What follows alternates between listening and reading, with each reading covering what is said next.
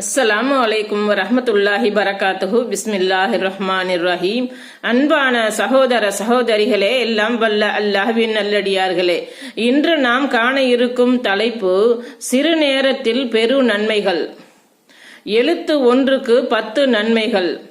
திரு குர்ஆனை ஓதும் போது அதில் உள்ள ஒவ்வொரு எழுத்திற்கும் 10 நன்மைகள் வீதம் நமக்கு கிடைப்பதாக நபிகள் நாயகம் ஸல்லல்லாஹு அலைஹி வஸல்லம் அவர்கள் போதித்துள்ளார்கள். குறைந்த நேரத்தில் அதிகமான நன்மைகளை அறுவடை செய்ய விரும்பும் நபர்களுக்கு இது ஒரு அரிய வாய்ப்பே என்பதில் துளியும் சந்தேகமில்லை. நபிகள் நாயகம் ஸல்லல்லாஹு அலைஹி வஸல்லம் அவர்கள் கூறினார்கள், யார் அல்லாஹ்வுடைய வேதத்தில் இருந்து ஒரு எழுத்தை ஓதுகிறாரோ அவருக்கு அதற்காக ஒரு நன்மை கிடைக்கும். ஒரு நன்மை என்பது அதை போன்று 10 மடங்காகும்.